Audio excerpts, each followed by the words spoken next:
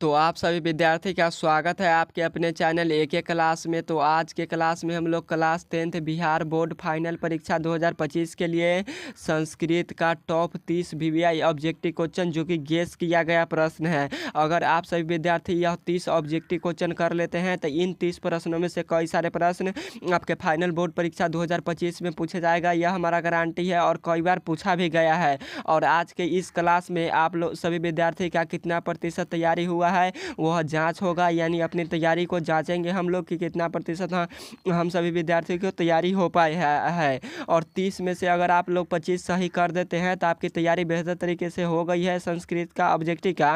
अगर 30 में से आप लोगों को कम यानी 25 नहीं सही हो पाते हैं, 20 प्लस सही होते हैं, तो आप सभी विद्यार्थी की कुछ तैयारी करना बचा हुआ है। तो आप सभी विद्यार्थी बारीकी तरीके से यह टेस्ट को दीजिए, क्योंकि 30 ऑब्जेक्टिव क्वेश्चन का टेस्ट चल रहा है। तो आप सभी विद्यार्थी जरूर दीजिए, क्योंकि आपके फाइनल बोर्ड परीक्षा के लिए इंपॉर्टेंट क्वेश्चन है।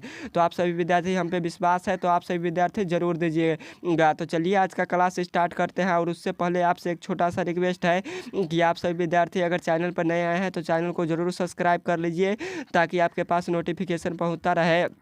और अपने दोस्तों के पास इस वीडियो को जरूर शेयर कीजिए, ताकि आपके दोस्त एक क्लासेस के साथ जुड़कर फाइनल बोर्ड परीक्षा की बेहतर तैयारी कर पाए और उनका भी तैयारी अच्छे तरीके से हो पाए और उन्हें भी टेस्ट दे पाए जो कि 30 ऑब्जेक्टिव क्वेश्चन का। तो चलिए आज का क्लास फाइनली हम लोग स्टार्ट करते हैं और थोड़ा सा फास्ट चलेंगे। तो आप सभी विद्यार्थी बारीकी तरीके से क्वेश्चन पढ़िएगा और सही और सटीक आंसर देने का प्रयास कीजिएगा। और कितना प्रश्न आपका सही हुआ कमेंट बॉक्स में जरूर बताइएगा। तो चलिए आज का क्लास स्टार्ट करते हैं। आज के क्लास का यह फर्स्ट नंबर क्वेश्चन है, संस्कार कितने होते हैं।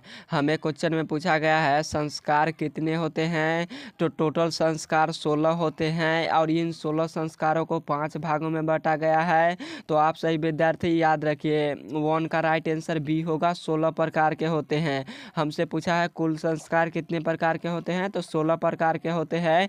और आपसे फाइनल बोर्ड परीक्षा में क्वेश्चन पूछा जाता है कि विवाह संस्कार कितने होते हैं, तो विवाह संस्कार एक होते हैं। व्यक्ति के मरने के बाद कितने संस्कार होते हैं, तो व्यक्ति के मरने के बाद भी एक संस्कार होते हैं। और आपसे पूछे शिक्षा कितने संस्कार होते हैं, तो शिक्षा संस्कार टोटल 5 होते हैं। तो आप लोग याद रखिए, जो भी क्वेश्चन रिवाइज करवाते हैं उन्हें याद रखिए, आप सभी विद्यार्थी के फाइनल बोर्ड परीक्षा में बेहतर रिजल्ट बनेगा। अगला नंबर क्वेश्चन है, किसके शासनकाल में पाटलिपुत्र की अधिक समृद्धि हुई।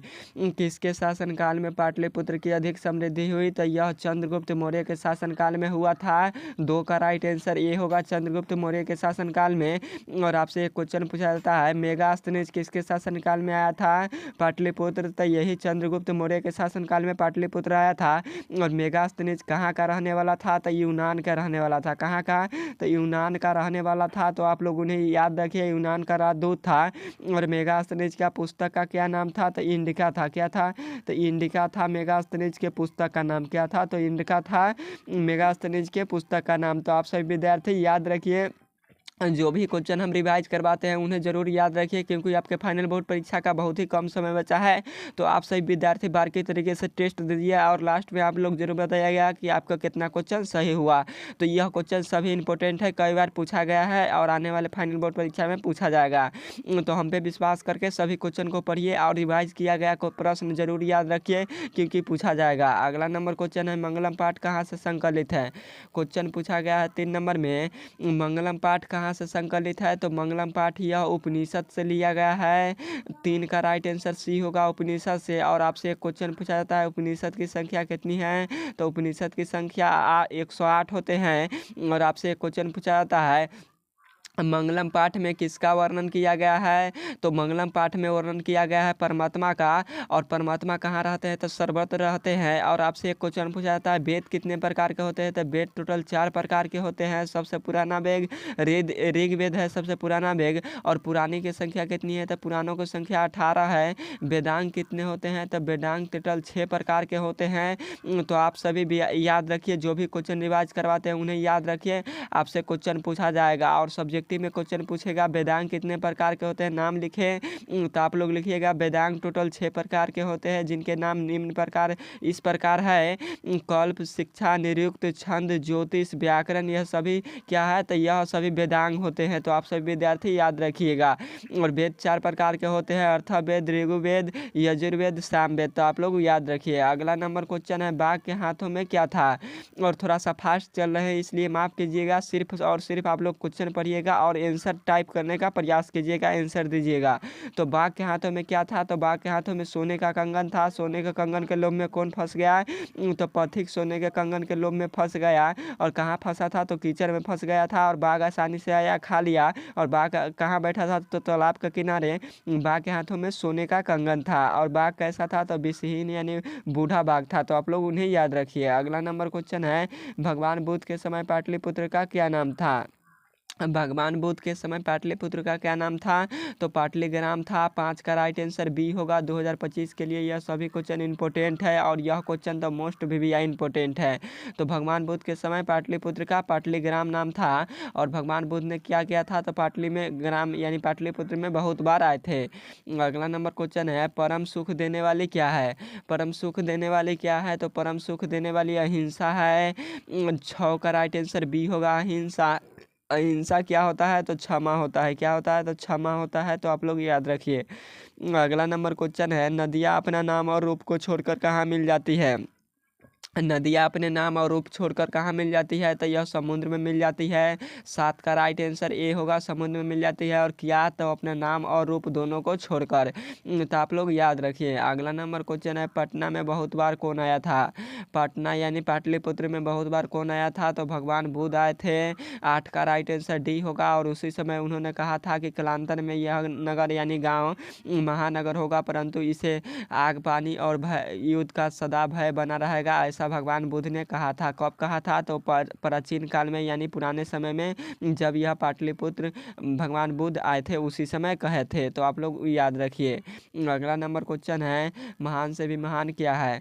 महान से भी महान क्या है, तो महान से भी महान आत्मा होता है। 9 का राइट आंसर ये होगा, आत्मा है। आत्मा कहाँ रहता है, तो आत्मा सर्वत्र रहता है। कहाँ रहता है, तो आत्मा सर्वत्र रहता है। आपसे पूछेगा परमात्मा कहाँ रहता है, तो परमात्मा सर्वत्र रहता है। और आत्मा कहाँ रहता है, क्वेश्चन पूछता है, तो आत्मा मनुष्य के हृदय रूपी गुफा में रहता है। कहाँ, तो मनुष्य के हृदय रूपी गुफा में विद्वान है, जो कि अणु से भी छोटा है और सूक्ष्म से भी सूक्ष्म है। आत्मा का रहस्य समझने वाला सत्य की अन्वेषण यानी सत्य की खोज करता है। और वह शोक रहित होता है यानी संसारिक मोह माया का मतलब नहीं रखता है और परमात्मा में मिल जाते हैं। तो आप लोग याद रखिएगा। और आत्मा क्या है, तो बड़ी से भी बड़ी और अणु से भी छोटा है। तो आप लोग याद रखिए। और ऋषिगण क्या करते हैं, तो देवलोक का मार्ग प्राप्त करने के लिए सत्य का मार्ग अपनाते हैं, देवलोक को प्राप्त करने के लिए। तो रिवाइज किया गया क्वेश्चन याद रखिए, आपका माइंड में 100% सेट हो जाएगा। अगला नंबर क्वेश्चन है छोटा से भी छोटा क्या है। छोटा से भी छोटा कौन है यानी क्या है, तो आत्मा है। 10 का राइट आंसर ये होगा। अगला नंबर क्वेश्चन है सूक्ष्म से भी सूक्ष्म क्या है। सूक्ष्म से भी सूक्ष्म क्या है, तो आत्मा है। 11 का राइट आंसर ये होगा। अगला नंबर क्वेश्चन है सरस्वती का कुलगिरी कौन सा नगर है। सरस्वती का कुलगिरी कौन सा नगर है, तो यह पाटलिपुत्र है। 12 का राइट आंसर सी होगा। अगला नंबर क्वेश्चन है हिरण्मय पात्र से किसका मुंह ढका है। हमसे क्वेश्चन में पूछा गया है हिरण्मय पात्र से किसका मुंह ढका है, तो सत्य का मुंह ढका है। 13 का राइट आंसर ए होगा, सत्य का। और सत्य क्या है, तो देवलोक सत्य का खजाना है। ऋषि लोग देवलोक को प्राप्त करने के लिए यही सत्य का मार्ग अपनाते हैं। सत्य धर्म पर चलकर ऋषि मुनि कहाँ जाते हैं, तो स्वर्ग यानी देवलोक जाते हैं। अगला नंबर क्वेश्चन है नेक्स्ट नंबर है पटना के किस दिशा में गंगा नदी बहती है। पटना के किस दिशा में गंगा नदी बहती है, तो यह उत्तर दिशा में बहती है। 14 का राइट आंसर ये होगा। और पटना का इतिहास कितना वर्ष पुराना है, तो 2500 वर्ष पुराना है। कितना वर्ष, तो 2500 वर्ष पुराना है। तो आप लोग याद रखिए। और पटना किस दिशा में गंगा नदी बहती है, तो उत्तर दिशा में। और पटना किस नदी के किनारे बसा है, तो गंगा नदी के किनारे बसा है। अगला नंबर क्वेश्चन है यूनान का राजदूत कौन था।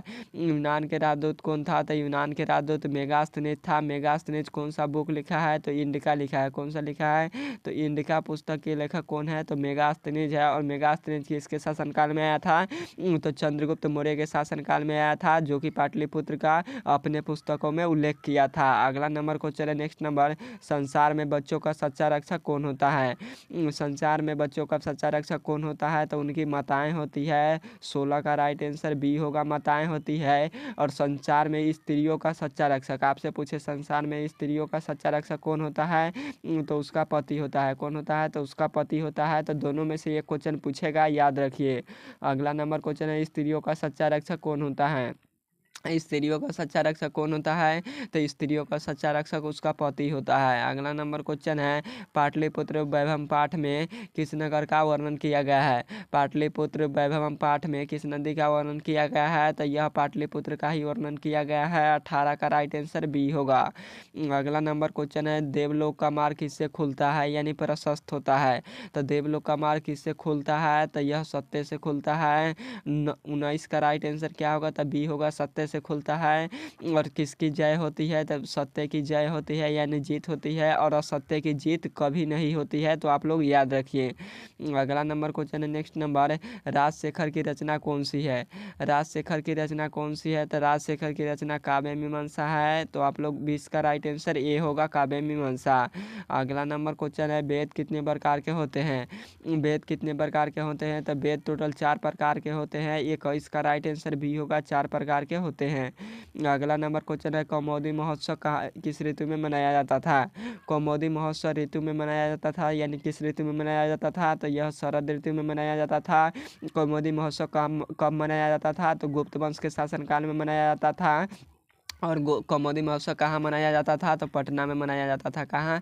तो पटना यानी पाटलिपुत्र में मनाया जाता था शरद ऋतु में, गुप्त वंश के शासनकाल में। और चंद्रगुप्त के उस गुप्त वंश का फाउंडर कौन हुआ करता था? तो चंद्रगुप्त मौर्य था। तो उसी के शासनकाल में मनाया जाता था। तो आप लोग याद रखिए।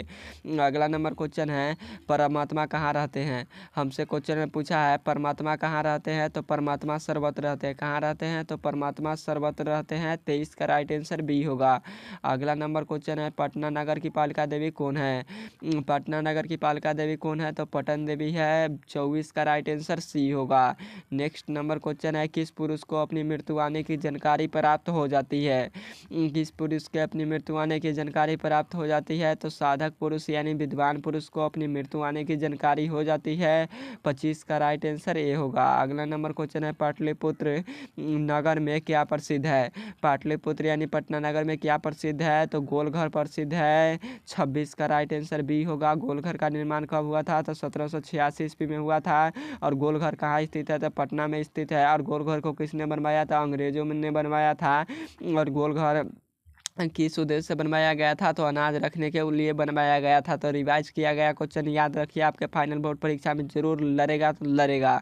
अगला नंबर क्वेश्चन है, नेक्स्ट नंबर, किस साहित्य ग्रंथ में पाटलिपुत्र के हजारों वर्ष पुराना नाम का वर्णन मिलता है? किस साहित्य ग्रंथ में पाटलिपुत्र के हजारों वर्ष पुराना नाम का वर्णन मिलता है? तो यह किस में मिलता है? तो यह मुद्रा राक्षस में मिलता है। 27 का राइट आंसर सी होगा, मुद्रा राक्षस में मिलता है। मुद्रा राक्षस के लेखक कौन है? तो विशाखापत्तनम है।